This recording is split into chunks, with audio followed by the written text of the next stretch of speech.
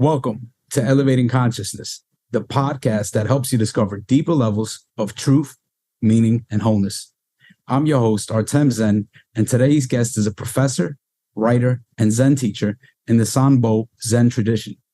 He began Zen practice in 1971 and finished the formal koan curriculum in 1988.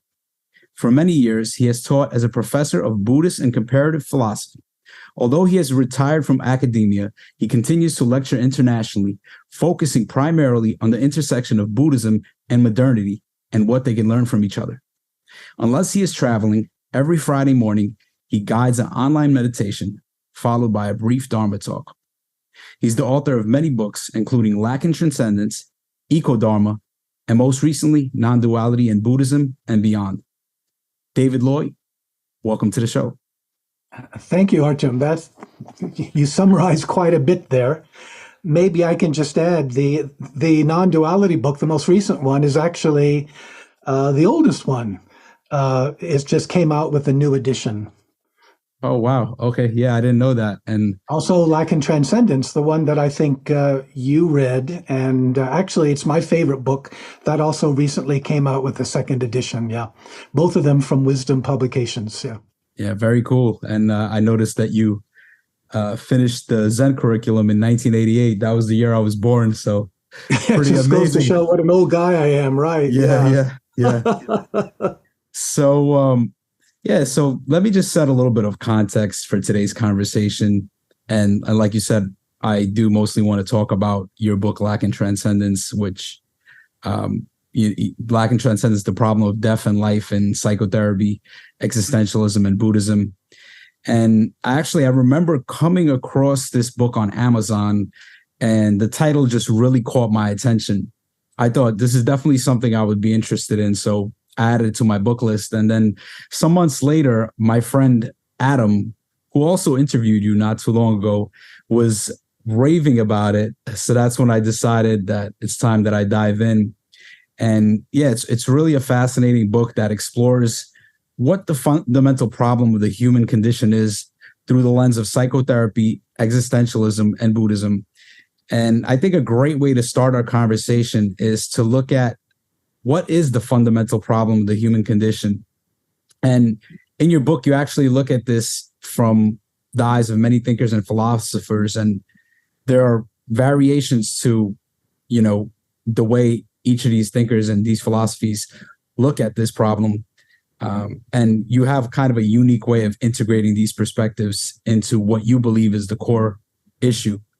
Can you speak on what you see being this fundamental problem of human existence is? Sure. Although, the first thing I'd want to say is that I think for a lot of people, and maybe still most people, the fundamental problem is getting enough food for themselves and their families, right?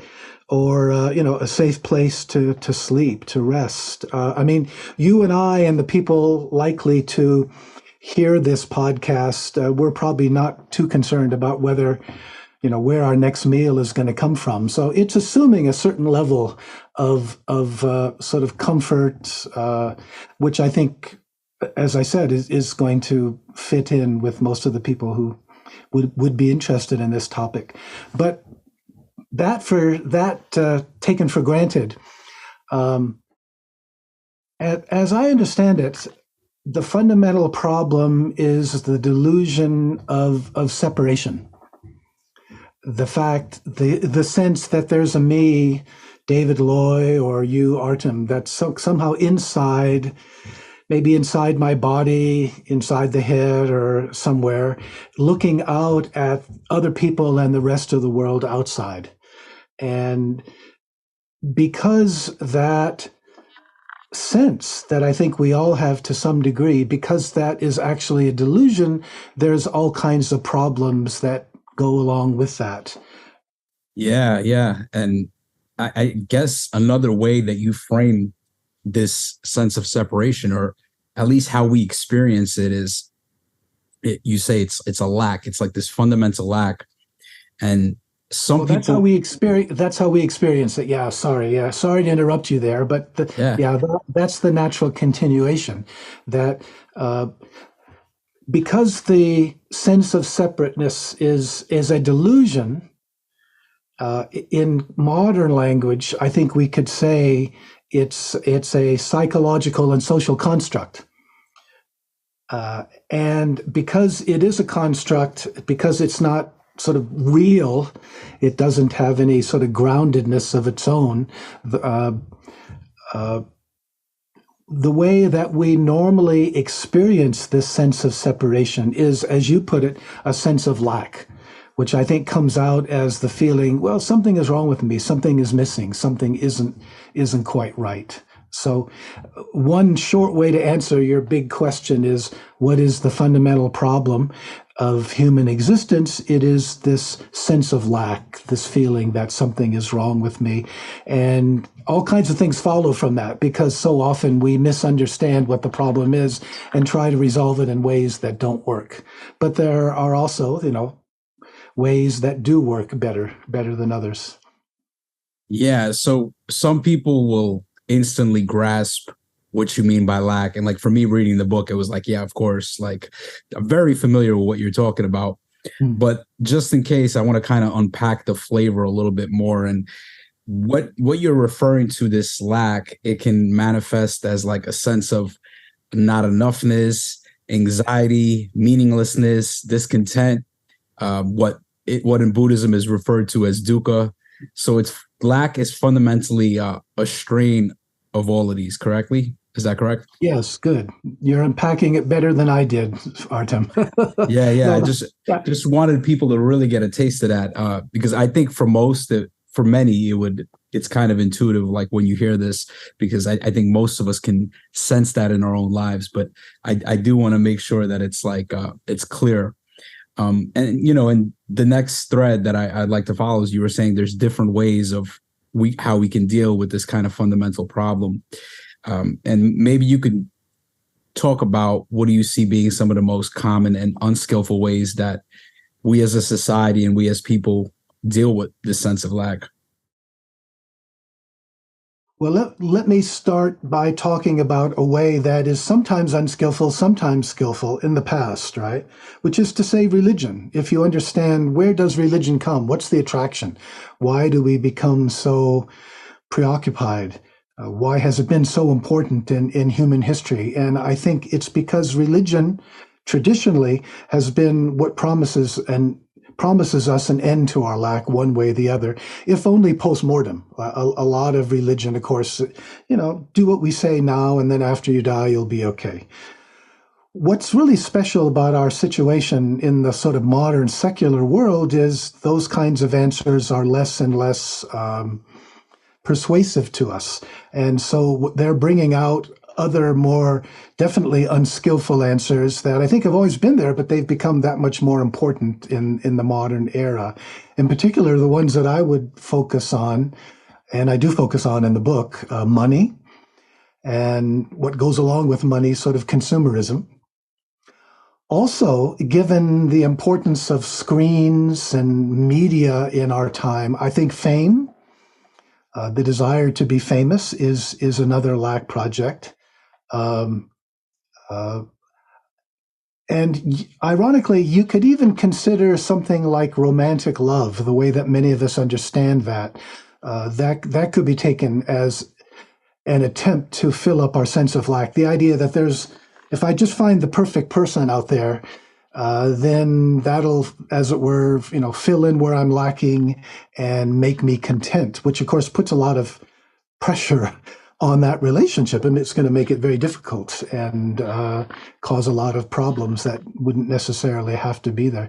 So those are three examples. I mean, we can delve a little more deeply into them if you're interested. But what I find fascinating about the whole idea of lack is that the way they give us insight into how they become so compulsive or so addictive. I mean, if you just look around, to be honest, I would guess that most people that we know, most people that we meet are very much caught up in at least one of those lack projects. That's what I call them, a kind of a project where we think, if I just had enough money, if I just had enough consumer toys, if I were just famous enough, if I just had that perfect partner, then everything would be okay.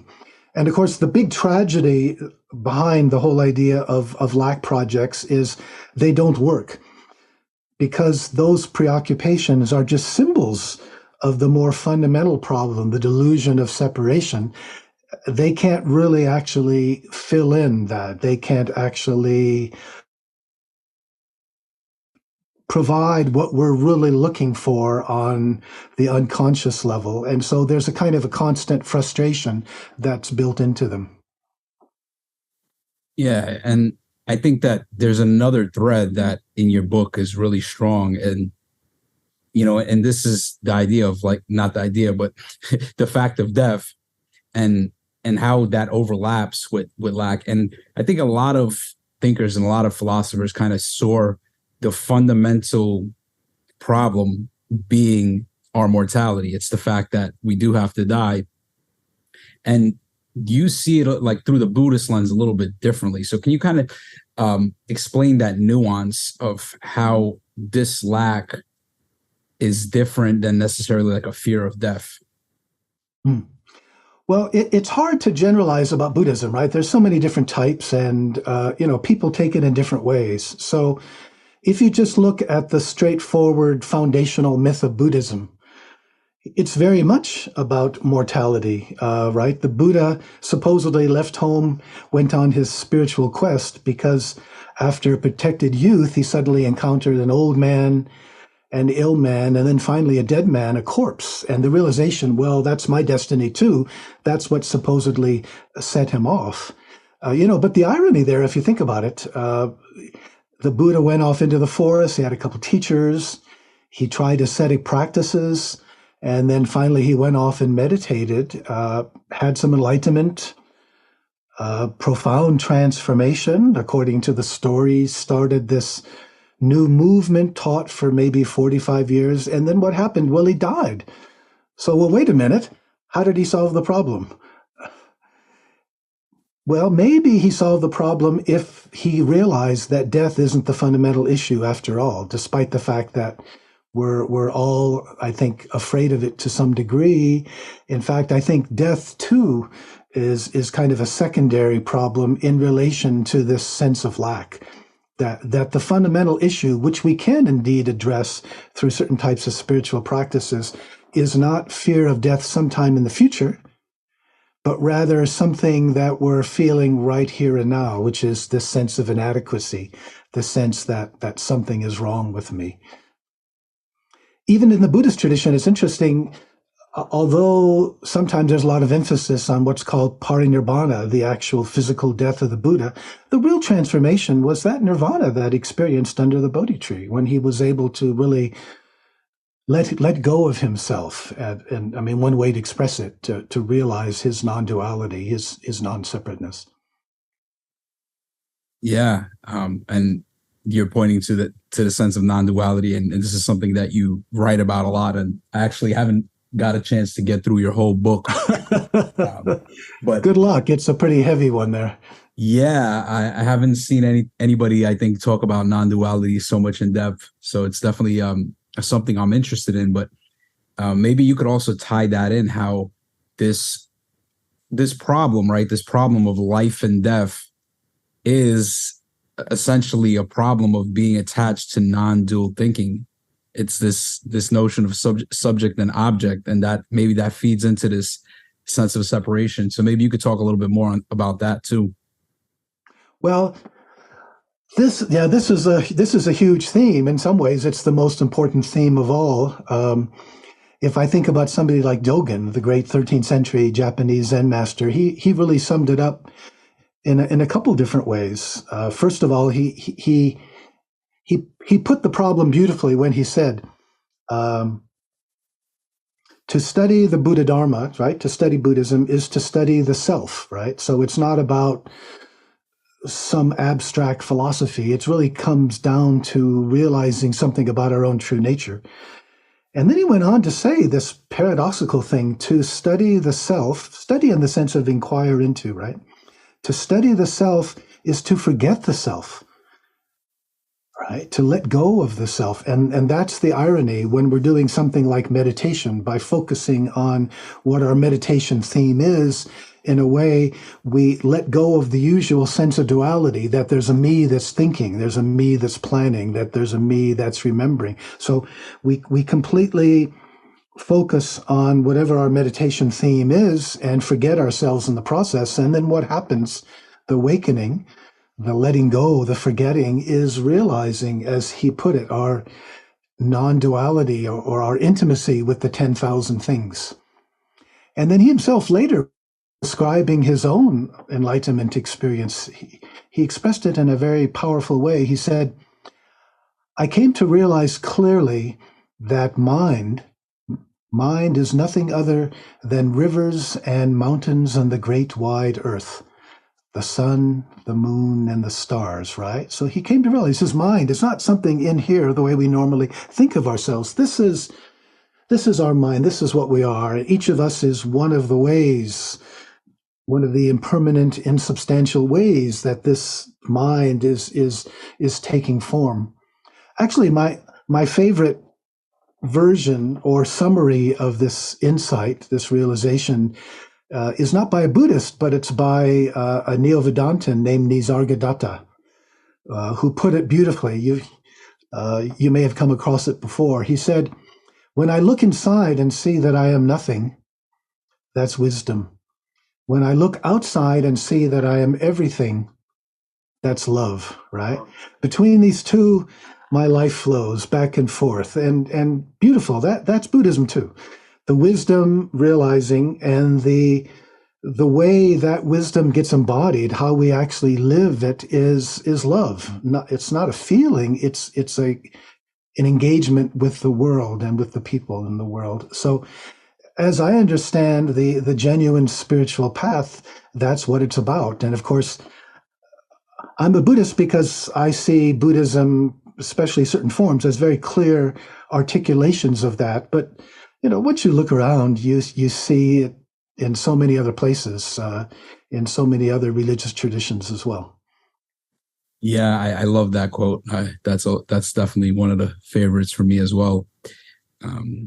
And so I think it's important to kind of bring in some of the other threads, even though Buddhism has clearly had a huge impact on you and you're somebody who's practiced in those traditions a lot, but you're also very well versed in a lot of different philosophers and philosophies. And in your book, you look at this problem of human existence, problem of lack, through the lens of psychotherapy, existentialism, and Buddhism. And you include perspectives from many influential philosophers and thinkers such as Nietzsche, Heidegger, Sartre, Schopenhauer, Kierkegaard, Ernest Becker, Jung, Freud. I mean, there's a lot of these thinkers. And I love that you brought in a lot of them, because these are names that I've been hearing a lot in different spaces that I move in, and other authors and writers that I read mention a lot of these thinkers as well. So I'd love it if you can kind of dissect some of these perspectives between these different philosophies and thinkers to see where they diverge and converge on this fundamental problem of lack. Yeah, happy to do that. There's some of the same problem that there is in Buddhism. Like I started out by saying, well, it's tricky to generalize. One has to sort of pick out the important things. So if you look at psychotherapy, well, ultimately that pretty much originates with psychoanalysis, Freud. But for Freud, I mean, he had this fantastic realization about psychological repression. But for him, the fundamental problem was repression of sexual feelings, sexual desires, which, maybe that was the case in Victorian Europe, which is, when, that was producing him. That was his own background. Frankly, I don't think that kind of sexual repression is functioning in the same way in sort of early 21st century West. But I think he's still got this fundamental insight. It's just that what's repressed is, as the existential psychologists like Ernest Becker or Irvin Yalom talk about, the fundamental repression, they say, is death.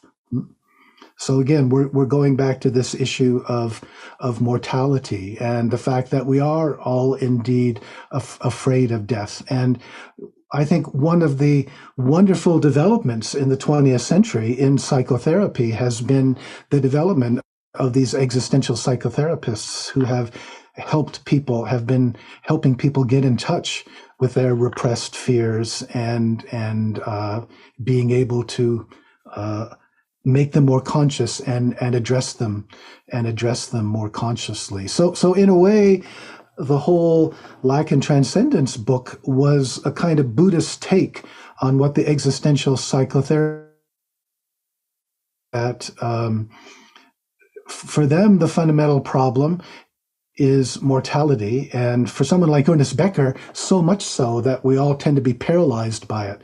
I mean, Ernest Becker's basic point is that we're so afraid of death that we actually, in repressing our mortality, we also repress our lives. You know, we become paralyzed to some degree. We're unable to live fully because we're preoccupied with what can happen at any time. So I think that's a really important stream, that sort of existential psychotherapy that plugs very nicely into Buddhism. And of course, the other element there, as you mentioned, are the existentialists. My own background is very much in philosophy. And although I did study things like British analytic philosophy as an undergraduate, what really touched me, moved me, are some of the great existentialists, such as, I would say, Nietzsche, Heidegger, Sartre, and so forth. And it seems to me that they are also really very much touching on these issues. But the really important difference is, if you think about it, is that as philosophers, they're writing about it, and they're helping us become more conscious of these issues of death, and I would add lack, but they don't really have a practice, you see. It's like you read them, you can relate to, you know, what they're having to say, but where do you go from there? And what I find so powerful about something like Buddhism and related forms of spirituality is that they actually offer a kind of meditation practice that offers us the possibility of, as Dogen said, forgetting ourselves and waking up. Whereas otherwise, the danger is that it just becomes intellectualized. It just kind of stays in our heads, as it were, and we don't know really what to do with it. Yeah, I mean, it seems like perhaps the piece that they're missing is seeing through the sense of separation of duality, which kind of remains, and not seeing into non-duality. Is it seems like that you're still functioning this kind of dualistic way of seeing things. So you could kind of make sense of things only from that frame or that lens, and that only goes so far. Yes, and that's a problem within Buddhism too, right? I mean, we can understand Buddhism as a philosophy rather than a spiritual path, and just intellectualize what people like Dogen and the Buddha are talking about. But, you know, at their best, all the Buddhist teachings, for example, kind of point beyond themselves. They're all heuristic. They're all about helping us realize something. And that actually involves letting go of the teachings themselves. You know, there's a famous story in the Pali Canon about the Buddha. He compared his teachings, his Dharma, to a raft that we use to cross this river of life and death. But, you know, having got to the other side, we don't pick it up and carry it around our backs everywhere. The teachings are there to help us wake up. They're not something that the kind of liberation that something like Buddhism is talking about. It's not by, oh, now I found the truth and I sort of hold on to these concepts. The concepts themselves are fingers pointing to the moon. The concepts aren't going to save us. You know, the concepts themselves are very different from the actual experience of non-duality, of letting go of ourselves and realizing our interconnectedness with everyone and everything. Yeah, I also love that metaphor of the raft, and this notion of pointing to the moon. And I think a big thing about non-duality and awakening, the challenging part about it is that you have teachers that are obviously using language, and they're trying to guide you in there, but eventually it's like there has to be this ability to drop the concepts and the conceptualization and let go of all that. And that, I think that's the challenge for many of us. living in today's world, and especially with this kind of in the Western world, it's everything's kind of about intellect and reason, and it's interesting because you bring in all of those thinkers, all the Western thinkers, all the philosophers, and blend that with the East, with the Eastern philosophy of Buddhism. And I'm actually curious. I feel like that's also a big thread in your work. Is this how do we integrate Buddhism with modernity, and how can they learn from each other? So I'm wondering if there's kind of, you see how the Western philosophy and Eastern philosophy, what they could kind of learn from each other. Big question, but then those are the ones that are worth talking about, right? Yeah. For a long time, certainly when I was back in university studying, and this is going to reveal how old I am, right? But Asian philosophy, I don't know that it was taken seriously as philosophy at all, even though once you really get into it, it's very subtle and so forth. But because for something like Buddhism, philosophy is ultimately the intellectual part of the spiritual path, that you also need the contemplative, the meditative. And I guess that's what something like Buddhism and some of the other Asian traditions have introduced, the idea that, just being able to think subtly and make distinctions and so forth, in and of itself, that's not necessarily liberative. Yeah. So in that sense, I think it's been interesting for me to observe, during my lifetime, because it's only in the 60s, 70s, 80s that this sort of really exploded. And we have, as it were, a totally new stream, a totally new cultural phenomenon that's coming in and affecting the way that we understand ourselves.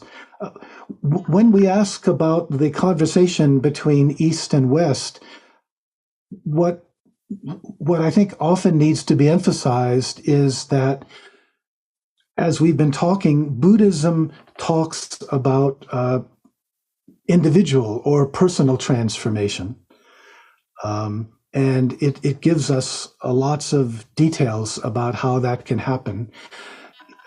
Given the particularly dangerous situation that we're in now, ecologically, economically, socially, and so forth, I think simply focusing on individual or personal transformation is insufficient. What the West has to contribute and has contributed is the idea of institutional changes. Yeah, right. It's like if you look at Asia. None of the Asian societies, or just think about the Buddhist ones, none of them was democratic. They were all authoritarian, and that very much limited what Buddhism could say. Whereas when we look at the history of the West, we see these new possibilities arising, the possibilities of more democratic institutions. And so I think the reason I emphasize the two sides of it is I think we're in a situation now where we need both. What Buddhism and other traditions similar to it have emphasized, personal transformation, that's necessary, but that's not sufficient. We need to look at larger institutional forces. If we want to understand the ecological crisis, for example, we have to look at how our economy works, why it works in the way that it does. But you and I, we're not going to resolve the ecological crisis by finding somewhere to meditate.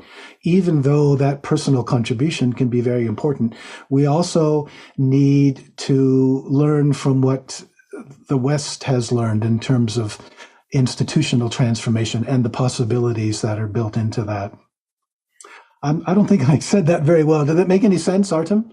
No, I think you said that very clearly. And for me, this is increasingly becoming an important thread, this notion of personal transformation and social and collective transformation. And it seems like we could overemphasize one side or the other. And I know for myself, I've overemphasized personal transformation just like, oh, just work on yourself. And, especially when political conversations come up, I would notice, I would just kind of be like, oh, like there's nothing you can really do. So just work on yourself and be like the best version of yourself. Right. And the other side of that is just getting very entrenched and kind of focusing so much on what is happening in the world, where you don't kind of develop these insights for yourself and you don't go through this transformation yourself. So there could be kind of a pathology on by overleaning in any side. So I really like what you said of like how we need to integrate both of these perspectives because they're both important. Yeah. Another way to say that, which I think is very revealing, is that although Buddhism, for example, doesn't talk about sin or evil, so when we think about individual or personal transformation, we can understand them as working on our own individual greed, our own individual ill will, our own individual delusion, especially the delusion of separation, right? Duality. I think it's really important for us to see that these three poisons have become institutionalized, which is to say they've taken on a life of their own. That's what the institutionalization means. To be quite frank, and some people don't like to hear this, but I think our present economic system is pretty well characterized as institutionalized greed. I mean, if greed means you never have enough, well, I think that's points pretty well to an economic system that has to keep growing if it's not going to collapse, where corporations are never profitable enough, their stock prices, their market share never big enough. This tendency built into the economic system to kind of grow and grow and grow on a really finite planet, right? Likewise, if you look at institutionalized ill will, our militarism, and a lot of other things too, racism, which is not only personal, but as we know, institutionalized in certain ways. I mean, just remembering that if it's measured simply by the amount of resources, by the amount of money that we put into our military, the United States is by far the most militarized society in human history. I mean, now we get focused on the Soviet Union, or sorry, Russia or China, but actually the people putting the biggest bucks into the military is our country. And then likewise, delusion takes a couple different forms. Pre-Trump, I would focus on advertising, consumerism, the way that is constantly manipulating to make us think that the way to become happy is the next thing we buy. And so defining ourselves as consumers, consumerism, which I often think of as sort of the real religion of the modern world. If we think of religion as teaching us what's really important about how to live, let's be honest, for many people, it's consumerism. I think that's definitely part of it, advertising. But the other thing that we've seen, of course, in the last several years is fake news, Fox News, Rush Limbaugh. I mean, all kinds of thanks to new types of media, incredible amounts of money are spent on manipulating our consciousness and encouraging us to buy into conspiracy theories of one sort or another. I mean, putting those together, right? The institutionalized greed, the institutionalized ill will, the institutionalized delusion. We've got not just individual problems, David Loy's tendencies to be greedy or irritable or whatever, but a much larger social issue. In fact, Noam Chomsky, a couple of years ago in an interview, he said, this is the most dangerous time in human history. And I think he's right.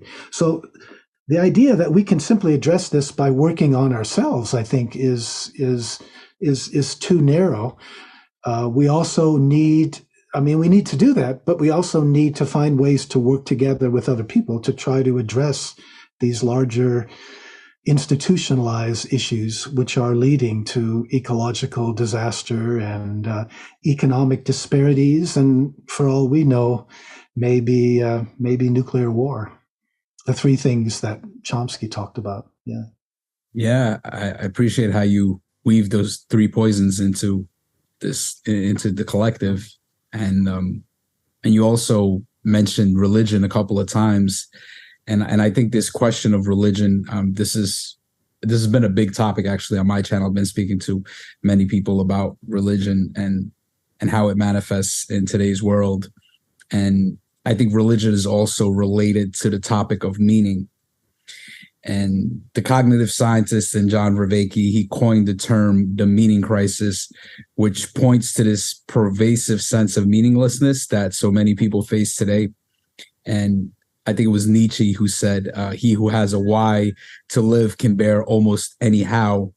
Yet the existentialists believe that there was no meaning to life other than the one we choose. And it seems to me that this view kind of opens us up to relativism and ultimately nihilism, since it assumes that there are no intrinsic values. And I think this is partly the stance that many of us are grappling with today. So how do you think about meaning in your own life? And how do you think we can avoid falling into a nihilistic stance? Wow, what a great question, huh? Great issue. But let me back up a little bit and start by making the point that traditional religions, in a way, what has made them so powerful is that they have provided traditional answers to meaning, right? I mean, growing up a Christian, why did God make me to know, love, and serve him? And then the idea is if we do what we're told, we'll go to heaven, eternity with God there. So, that solves the problem. And in a way, throughout history, that has been the kind of politically enforced solution that you're supposed to believe. And so when you think about where the meaning crisis in the modern era comes from, it comes from the loss of belief in that afterlife or in that kind of spiritual overlay on our life. It's like we were taught to distinguish this world here and now, this physical material world that we find ourselves in, from some higher reality. The word that I would use for this is cosmological dualism. And the point being heaven, God, etc., all that was so wonderful. There was a kind of a devaluation of this world into just the means to the end of that higher ends.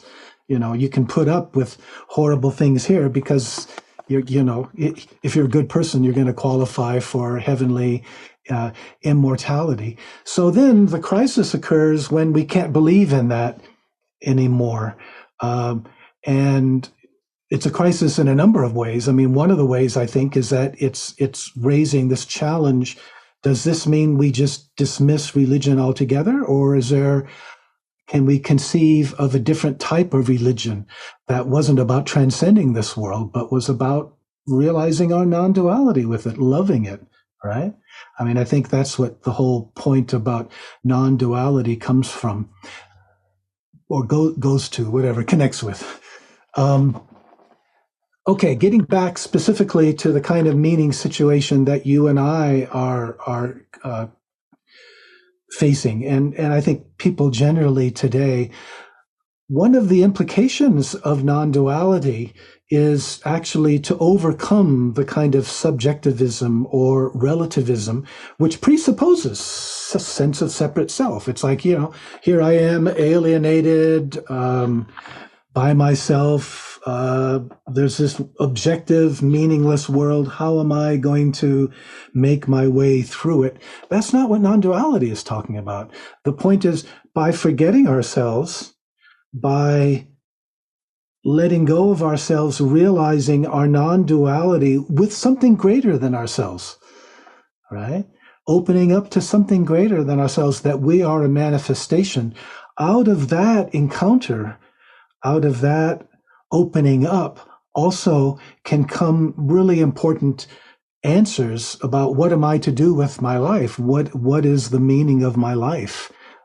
So it's not about a subjective, I have to make a decision, but it's a sense of, in that non-dual opening up, answers will sort of spring up also non-dually to us, right?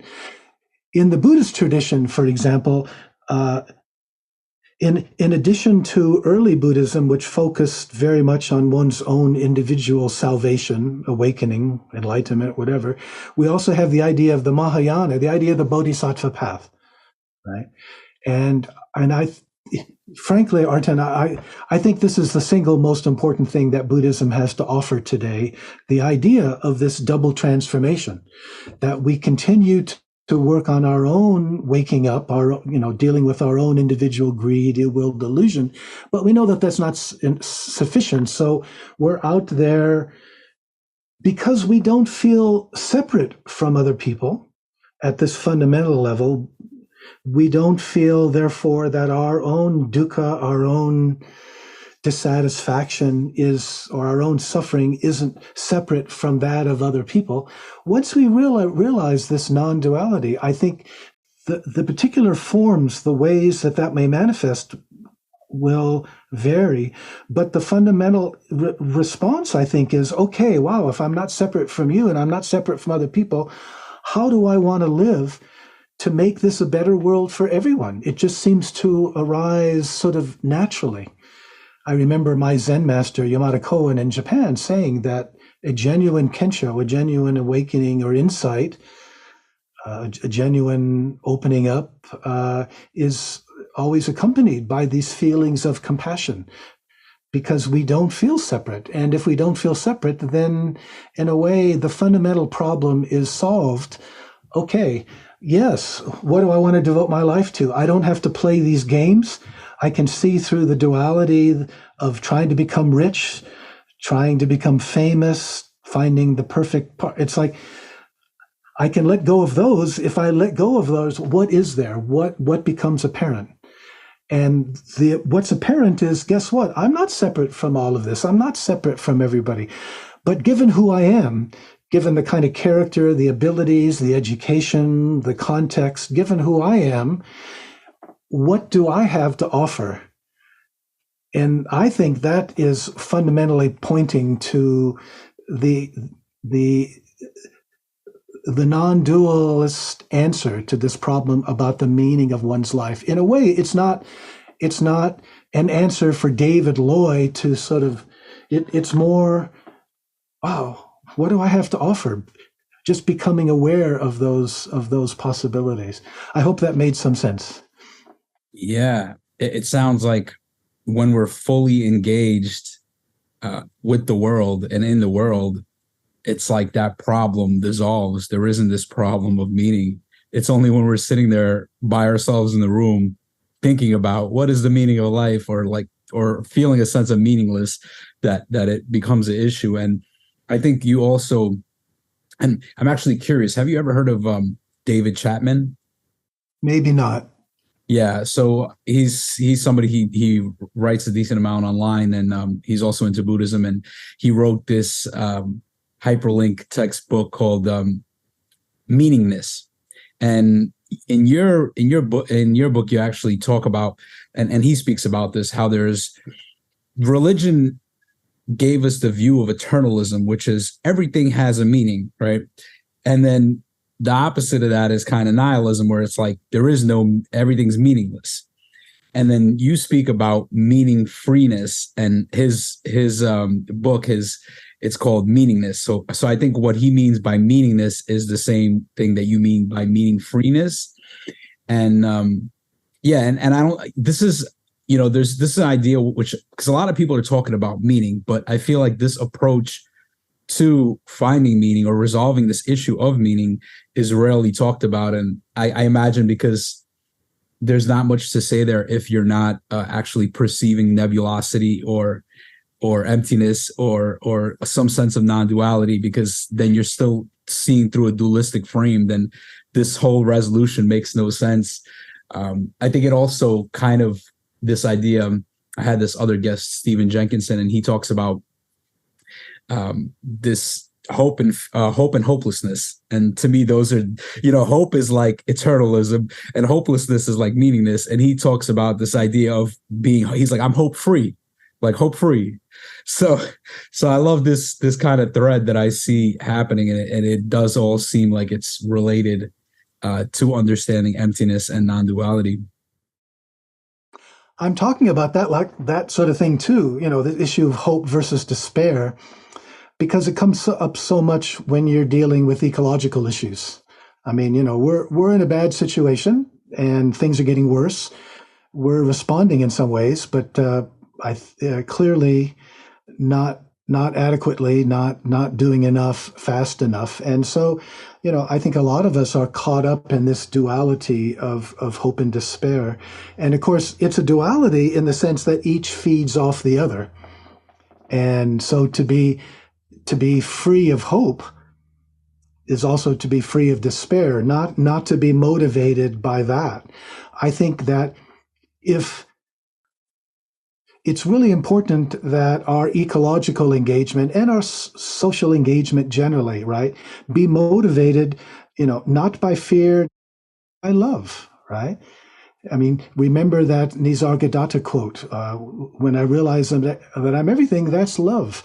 So then out of that love comes this natural concern for engagement, right? The other interesting thing about love is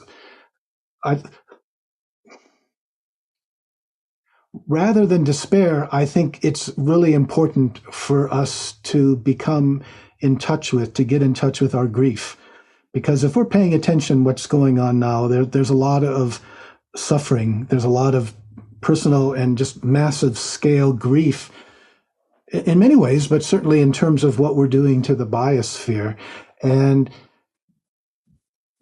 what I think has happened is many of us have repressed this grief because we're terrified to feel it. First of all, we confuse it with despair, which is very different.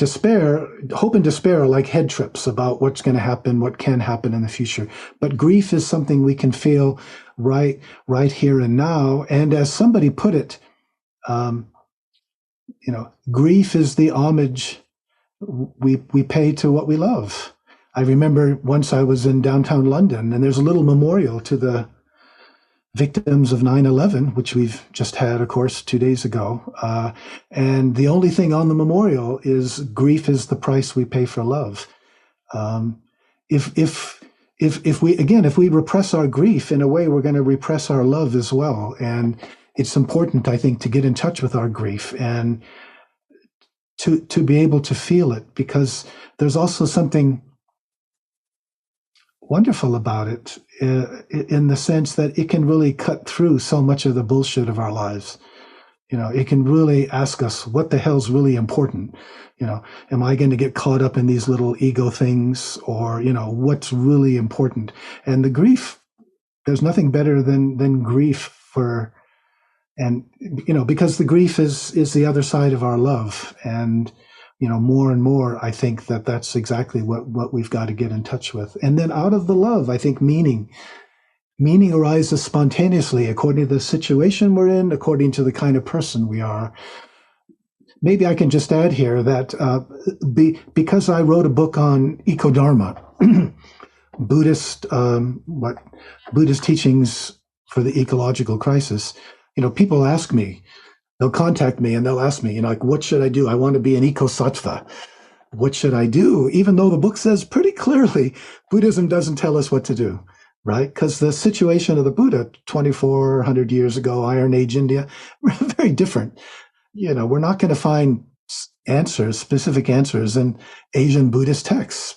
Nonetheless, there's something fundamental here that I think can help us. And I think we need to engage in a kind of triple reflection, contemplation, meditation, whatever you might want to call it, and ask ourselves, in the face of everything that's happening, what do I have to offer? Taking into account my full situation, my age, my health. Do I need money? Who depends on me? How much time do I have to? What do I have to offer? Number two, what are the good possibilities for me, given what I have to offer? Because there's always too many things to do. There are always so many issues, interconnected for sure, but we can't try to address all of them individually. And then thirdly, having digested those first two, and this is where we come back to meaning, right? Having digested this question, what do I have to offer? What are the good possibilities for me? Then to really go deep within. And this is not an egoic question. This is not there's no rational answer here. But then this deep meditation on the issue, on the question, what calls to me? What speaks, what's tugging at my heart? Where does my love, where does my attention, where does my energy, how does it want to manifest itself? And it's just so important that it gets beyond ego and that we feel there's something deeper, non-dual that's impelling us here. Yeah, that's a beautiful way to frame this kind of effective, engaged and compassionate action in the world. And I really love that you brought in grief. Because right before this, the thinker that I brought in, Stephen Jenkinson, who talks about hope and fear, he's huge about this. He's a former palliative care worker, and he actually has a fascinating book, Die Wise. And he has a band. He started a band called Nights of Grief and Mystery. And I recently had a chance to go to his show, and he came. I'm actually from New York, so he was over here, yeah, and it's just this element of grief is just so important to connect with that, as difficult as it is to be with that and to stay with that. But it's certainly something that's repressed, and it's almost like we're not gaining the insights, or we're not gaining the appreciation for life or for love on the same level as when we're actually in touch with our grief. So I love that you brought that in, and I just see parallels between you and Stephen Jenkinson, like both having this like elders and this view of, he also talks about the environment and the Anthropocene and how we're affecting the planet, and about like effective engaged action. He speaks about that, like you can't just sit at home and meditate, or you can't just do therapy, like that's not enough, like that's not going to save the world. So I see a lot of these parallels, and I feel happy that I'm able to engage with such elders through this podcast. I'm also struck that the name of the band includes mystery, because I think that's so important in many different ways. The mystery of death, the mystery of what happens when we die. I think that's one of them. I think a lot of the attraction of traditional religions is they claim to give us that answer and how we can qualify for a better fate, et cetera, et cetera. But fundamentally, I think when we realize our non-duality with the world, it's not about, oh, now I understand everything about how things. No, I mean, it's like it's opening up to this incredible mystery. In the most important sense, we don't know, and the most important sense, we don't need to know. But that doesn't mean indifference to results. It doesn't mean that it in a way it doesn't matter. What it means is our task is to do the very best we can, but ultimately not knowing if anything we do is going to make any difference whatsoever. And because it's motivated by love, that's okay. It's like we can live like that. It's, I'm one of the founders of this Ecodharma center in the mountains here above Boulder. Is it going to survive? Is it helping people? Buddhism generally, Ecodharma, is it going to make any difference? It's a very tiny world compared to the huge things that are happening.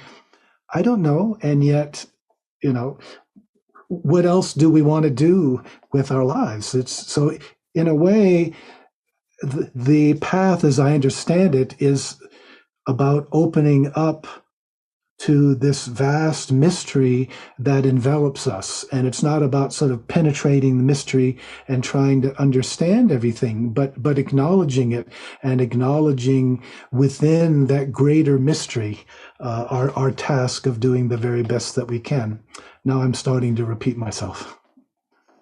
It's okay. Some of these points, they need to be nailed down for people to get them. But yeah, I'm happy that you brought up the mystery and the mystery of death, and maybe we could speak a little bit about that. There's a part in your book where you quote Freud, who wrote, nobody believes in his own death, or, and this is the same, in his unconscious, every one of us is convinced of his immortality.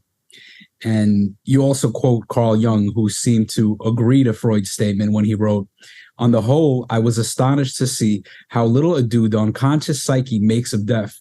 It would seem as though death were something relatively unimportant, or perhaps our psyche does not bother about what happens to the individual. But it does seem that the unconscious is all the more interested in how one does it. That is, whether that attitude of consciousness is adjusted to dying or not."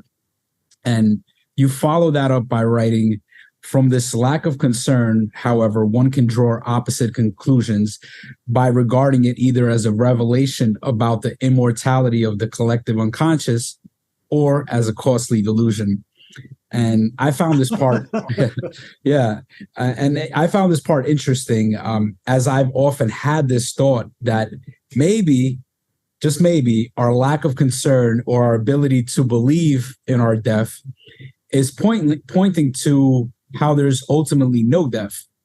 And of course, this can become a form of spiritual bypassing, because I think it's one thing to say that you accept death or see it as illusory, and it's another to truly understand this in your bone. It's one thing to say there is no self, and it's another for that realization to be embodied. But yeah, it's been an interesting thread. And for me also, with certain psychedelic experiences I had, which were like complete ego dissolving experiences, it just felt like, oh, this is what death is, like the dying of the ego. And it just felt illusory. It felt like that's the only real death. Like, yeah, the body dies, of course, but that's not where, just the psychological death is the problem. But once that's gone, it just, once that happens, it's the whole game seems so illusory. So I'm kind of curious, how do you think about or orient to death, and what is death to you? Well, responding to the thing that you said at the very end here, and this brings us back to some earlier stuff, how in Sufism in particular, I think they put it very well: die before you die, so that when you die, you're already dead. And that's one way to put it. But I think that's a pretty good description. So when I was talking earlier about forgetting yourself, letting go of yourself, that's ego death. It really amounts to the same thing, right? And as you said, if we follow that path and are able to let go of ourselves completely, that's the most important transformation, I think. Now, what happens when we physically die? Well, I remember what the great 17th century Zen master Hakuin said. He was asked by a student, what happens to a great Zen master after he dies? And Hakuin said, "Why are you asking me?" And the guy said, "Well, you're a Zen master." And he said, "Yes, but not a dead one. Let's bring it back to this mystery. Death is the fundamental mystery. And, we're afraid, but part of the transformation we're talking about is not clinging to some after-death transcendent fate, but being able to accept the mystery without knowing, and that, I think, has been a very important stream, well, especially in the Zen tradition, which is my background. There's so much discussion of don't know mind and how essential that is. Knowing what we can know, but also being able to accept and live in the larger mystery of that which we don't know. And I think for me, the fundamental mystery is our physical mortality. Yeah, our physical death. Getting back to this question of whether or not, I forget the actual question, but I remember a bit of the answer. in the sense of, I've been studying a lot of evolutionary psychology in the last few years. And, one of the points that people make is that a certain perception of time, a certain future orientation seems to be built into us because that makes it more likely that we're going to survive. So people who weren't concerned about whether they were going to survive, they didn't survive, or they were less likely, to have children to survive, right? So this kind of preoccupation with the future, I think it may well be that that's kind of psychologically built into us just by the evolutionary process. And in that sense, it's not, from that perspective, the idea of death may be hard to integrate because we're always planning for the future, you see.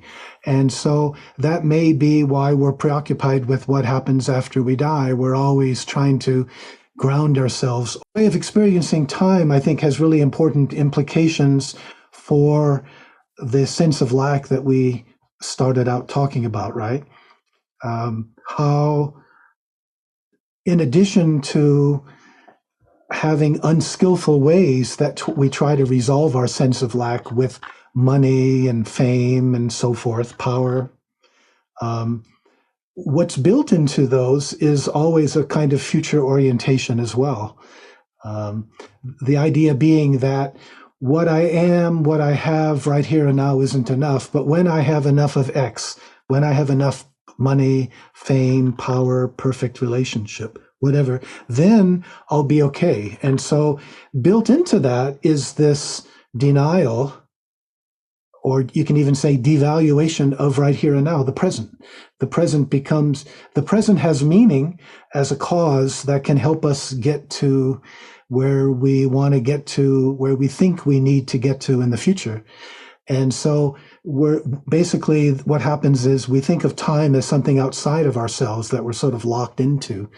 And the future, in a way, becomes more powerful, more attractive than the present. And so I think that's a lot of the problem is we never live here and now. We're always planning to live when we get what we think we need in the future. So anyway, I've tried to tie a few of these threads together in terms of how we experience time. And if you look at the great, say, mystical traditions, so many of them talk about realizing the eternal now, or the eternal present, which is to say a now that doesn't immediately get lost and become the past, but this realization of something that doesn't fall away, something that can't be gained or lost.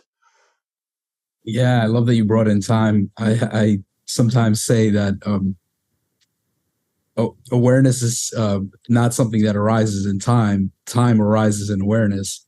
And it's in this whole sense, our sense of time clearly can collapse. And depending on what we're doing, being in a flow state, and you see this, people have this in meditative experiences and psychedelic experiences where the whole sense of time shifts and how we perceive it and feel it. And then when you kind of look for it, it's nowhere really to be found. But it seems like all these things that we're talking about, time and meaning and death and this notion of subjectivity and objectivity, they're all kind of all these things are resolved in recognizing non-duality and recognizing a deeper level of emptiness. Kind of like all of this stuff, all of these questions in that sense fade away. So it almost feels like that's the practice of Buddhism, and that's the solution that Buddhism has given us, is to do that practice and to see for ourselves that this that duality is illusory ultimately, and that that all these things that we're worried about, it's all based on this sense of like you said, sense of separation. There's an analogy I really love about time. Maybe I can bring this in here, and agreeing completely with what you said, that what we don't usually realize is that the way we understand time, it's part of our construct. It's a social construct. We learn to understand time in the way that everyone else does. It's kind of out there, right? And we're kind of locked within it. But in the process of that, we don't realize normally that there's another way of experiencing time, which is what you were talking about. And the analogy I really like is, imagine that you were on a sort of island, a small island. I guess we can call it a desert island. Let's give you a couple coconut trees anyway. Small island in the middle of the Pacific, right? And there's a current going by. And so there, there's you on this island, stuck on this island, you're shipwrecked, as it were, in the current. And in a way, our normal experience of time is the sense of this current, right? There's the coming, there's the now, and then there's what's coming, and then what's past, and so forth. But supposing you were able to sort of find or dig a little canoe, and you're able to push yourself out there, and you're in the current, and you're being swept along by the current. How are you going to experience the current? You see, the current isn't going to be something going by. You are one with the current. When you're one with the current, that's, I think, a metaphor or an analogy here for that eternal present or the eternal present. They still transform. There's still transformation, but it's always now. It's always transforming now in a way that normally we don't have an experience of that. The other thing I might like to add to that, again, if I can just sort of run off here a little bit. So we're talking about the importance of experiencing non-duality, and it takes many different sort of forms, different aspects to it, like you were saying, flow state, eternal present, and so forth. That's not to deny the importance of our usual way of experiencing the world too, you see. It's like, you can say our usual way of experiencing the world, we take it for granted as the way the world really is. What's so important is to realize it's a construct, realize it's relative, realize it's not the only way to experience the world, and to have these moments when we're able to let go of ourselves and experience the non-duality. But nonetheless, the relative, there's a really important point to that. It's not to be ignored. It's necessary. We have to think about the future. We have to think about supporting ourselves financially and so forth. You and I plan to meet at a certain time. In a sense, time was external, that we have this socially agreed time that we knew we were going to talk. So the relative and the usual way of experiencing the world is a collection of separate things, including you and me. There's a place for that. The problem is realizing that's only one way of experiencing, that there's these other possibilities. And then the ultimate spiritual lifelong challenge, I think, is the integration of these two, where we're able to comfortably move from one to the other according to the situation, which, by the way, is what the first chapter of the Tao Te Ching, that famous Lao Tzu book, it's all about these two ways of experiencing the world. And it's not about rejecting one for the other, but realizing how to move from one to the other. Yeah, I appreciate you bringing that nuance in. And also, like when you were giving the analogy of the current and the island, being on the island and hopping on the canoe and being like a part of the ocean. I was also just starting to pay attention to the notion, as we were talking about time. I started to pay attention to time, and I noticed that before I was thinking about time, I was actually in this flow state with you. And part of why I love doing this podcast and having these conversations is I just kind of get entrenched, and it becomes this eternal now until I look and like, what time is it? How much time have we been talking for? So it's interesting how that happens, and just noticing that shift, how you can shift from this space into another space, and into a space where we're concerned about time, right? Because we have to meet for the podcast for it to start. But then we do the podcast and we kind of forget about time. And then we're living in the eternal timelessness. Yeah. Yeah. So, that was interesting to kind of start paying attention to time like that as we were talking about it.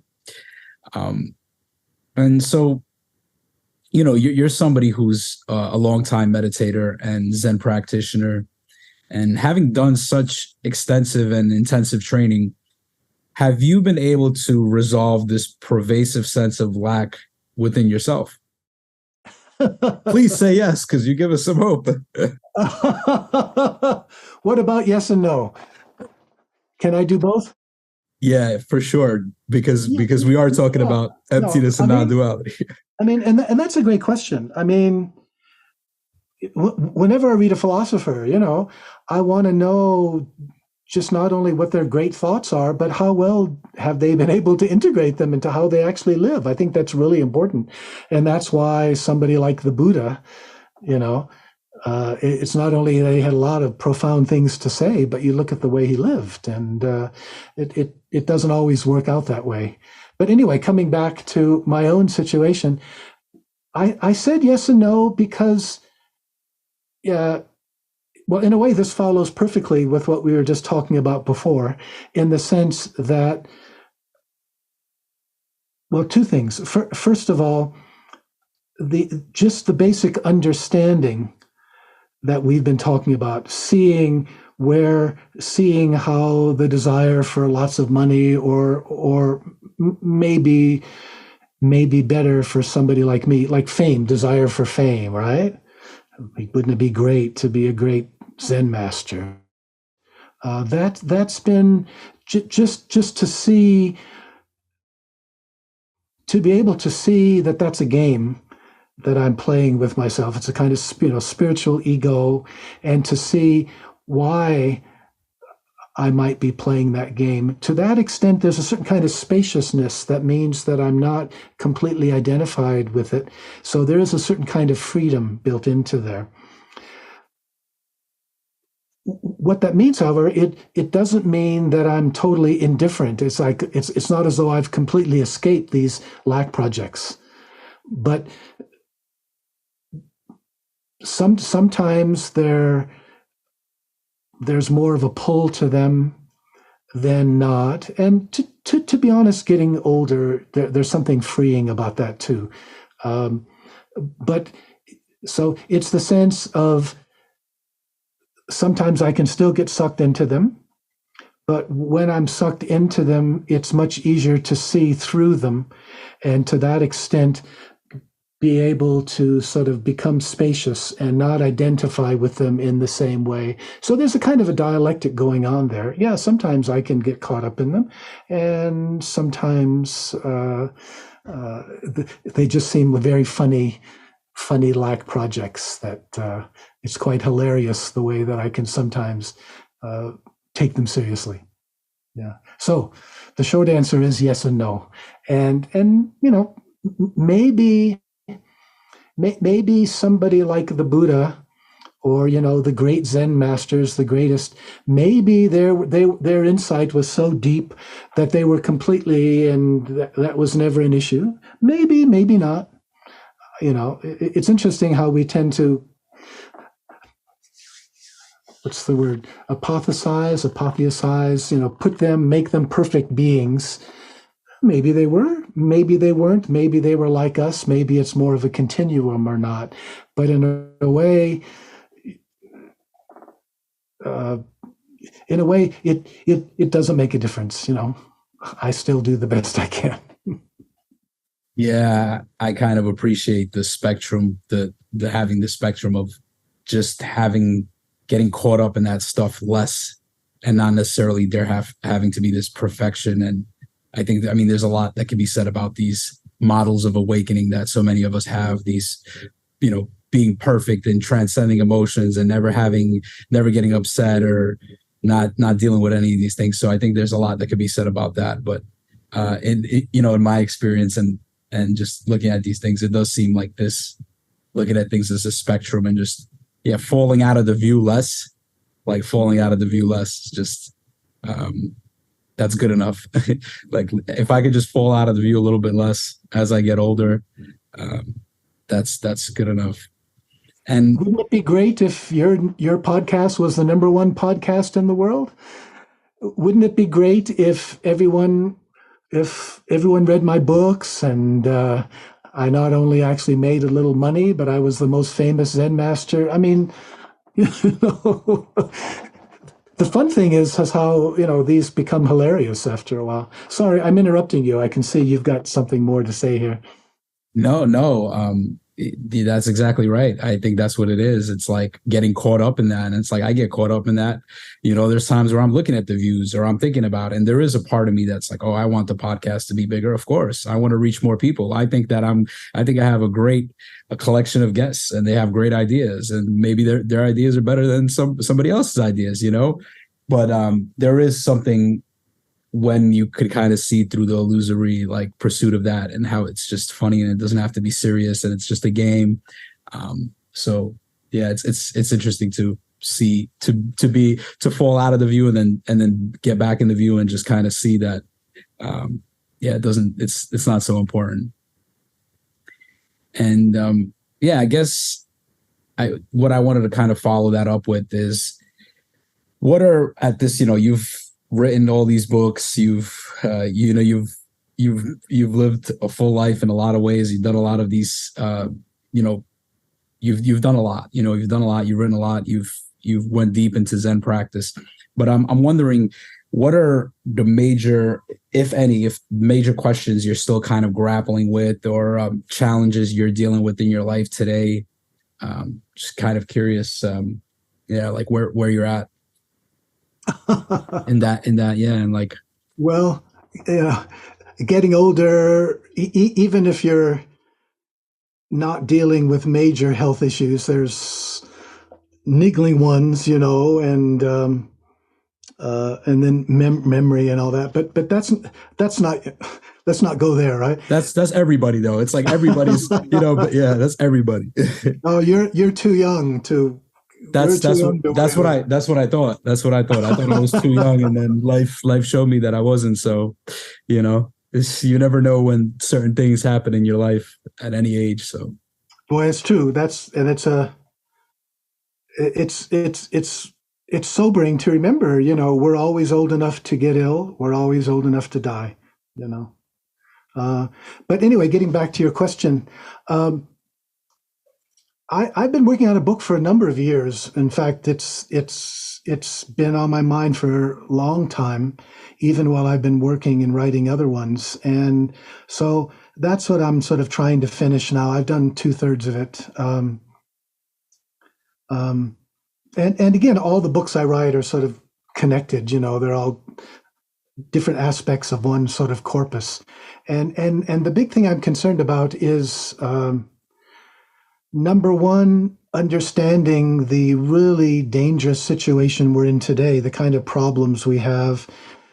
Where do they come from? And I think ultimately you have to look at our evolutionary psychology and how, sadly, here's one way to say it, the three poisons, greed, ill will, delusion, sometimes they could contribute to your own evolutionary survival and success, to be greedy sometimes.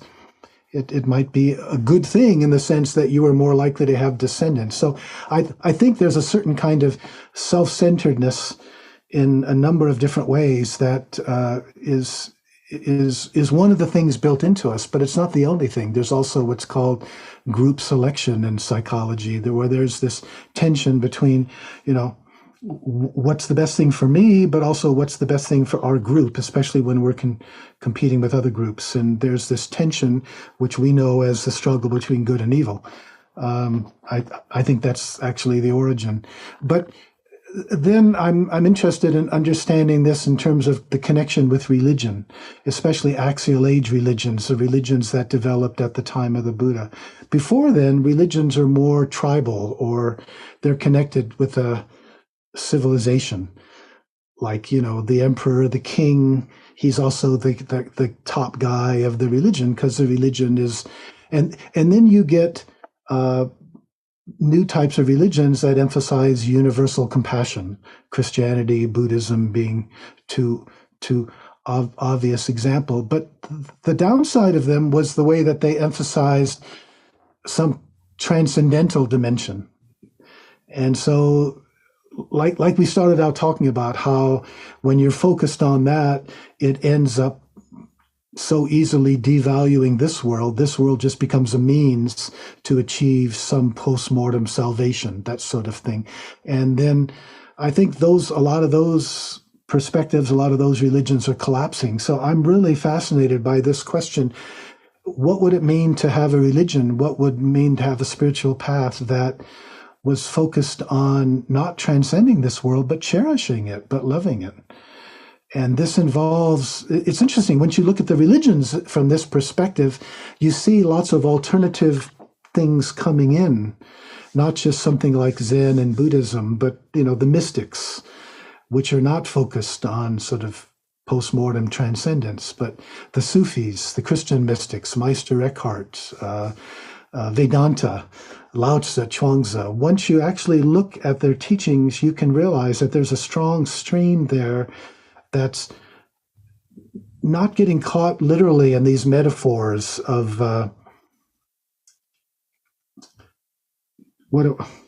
let me back up.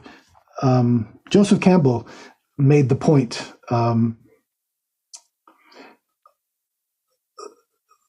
So often the problem with religion happens because people take metaphors literally. And I think that's what's happened. And if we understand them more metaphorically, I think as they were meant, then it's really about a different way of experiencing this world here and now. Transcending, yes, not transcending this reality to go to some completely different one, but transcending the way that we is what the non-duality and lack books are about.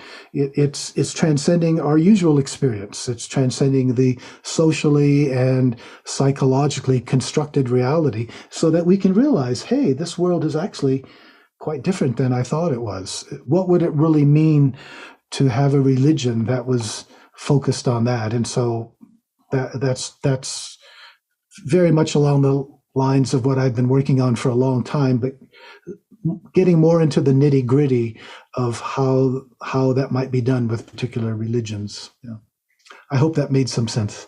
Yeah, I actually think, that thread, I feel like there's actually a handful of people that are following this kind of thread. And are you familiar with John Vervaeke's work? John Vervaeke. No. Yeah, so I mentioned him earlier. He's a pretty big figure in the spaces that I move in. But I think that what you're talking about that's exactly what he's working on. And yeah, he also brings in Buddhism, and he has this whole lecture series called Awakening from the Meaning Crisis. It's ridiculous. It's like 36 episodes and just hours of lectures, just explaining kind of all these things. And he also has he's doing a series with this psychologist who I've had on my podcast too, Greg Enriquez. It's called Transcendental Naturalism. And I'm not 100% sure, but I think what you're talking about is what they're getting at too. So I think maybe looking into some of this stuff, some of these guys would be interesting for you as well. I'd appreciate those links. Yeah. And it makes sense. I think more and more people that more and more people would be thinking this way and looking this way just makes a lot of sense. And of course, once you get into it, it's like the material there to grasp is already huge, just if you look at the traditional stuff. And then it's definitely important that we don't get preoccupied with reinventing the wheel, each of us, so that it's good if we can learn from each other there, for sure. Yeah. Yeah, so this has been an incredible conversation, David. We've covered so much from meaning, death, psychotherapy, existentialism, Buddhism, no self, non-duality. And so we just really explored a lot. And I'm curious, is there anything you wish I would have asked you, or is there anything you want to say before we wrap up today? I think the main thing I want to say is thank you. Really, I appreciate the invitation, and but more generally, I think what we're touching on, even though I think a lot of people wouldn't appreciate this, but I think we're touching on really many of the most important questions of our time. And if you think about it, where is that happening? You've just cited a few people. I could add a few more. Where are these discussions taking place? And the fact that your podcast is doing that, and that you invite me. That's something I really appreciate, and I think is absolutely essential today, really. So thank you for that. Yeah. Thanks so much, David. Really appreciate you and your work. Be well. Take care. Bye bye.